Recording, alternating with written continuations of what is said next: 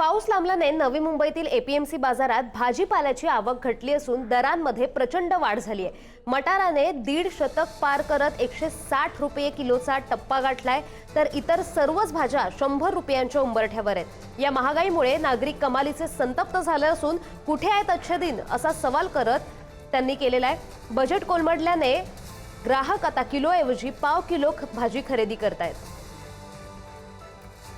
परिस्थिती काय आहे, कशा प्रकारचा प्रतिसाद आहे, भाज्यांच्या दरांची स्थिती काय आहे, आपण विचारण्याचा प्रयत्न करत आपल्यासमोर भाजी व्यापारी आहेत। काय स्थिती आहे, एकंदरीत ज्या भाज्या तुम्ही विकतायत त्यांचे दर आता या मागच्या 2-3 दिवसापासून किती पटीने वाढलेत? कमीत कमी 2 ते 3 पटीनं वाढले। बाजार सगळे महाग झालेले आहेत। सगळे बाजार 2 पट्टीने 3 पट्टीने महाग झालेले आहेत। जो चीज़ें पहले बिना भाव ताव के लेते थे, थोड़ा सोच समझ के लेना पड़ता है। अच्छा, भी भाव करना पड़ता है, फिर कम भी लेना पड़ता है। कम तो नहीं, बिना आप खाएंगे तो चलेगा तो है नहीं, तो खाना तो है। कहने का मतलब यू नॉट कंफर्टेबल स्पेंडिंग मनी। लेकिन ये कंट्रोल के बाहर हो गया है सामान्य लोगों के लिए।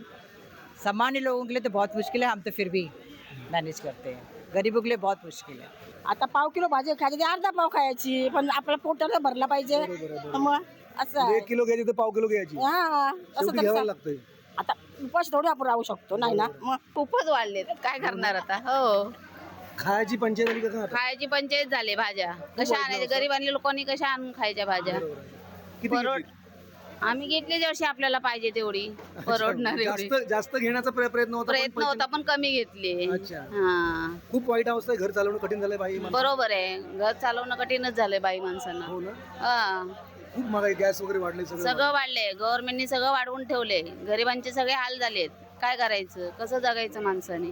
एका बाजूला इंधन दर वाढ, त्याच्यानंतर पुन्हा एकदा आणखी महागाईमध्ये वाढ, आणि आता कंबरडं मोडलंय या भाज्याने।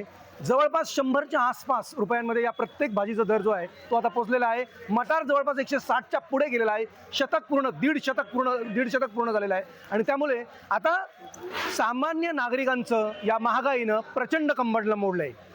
प्रमोद पाटील, पुढारी न्यूज, नवी मुंबई।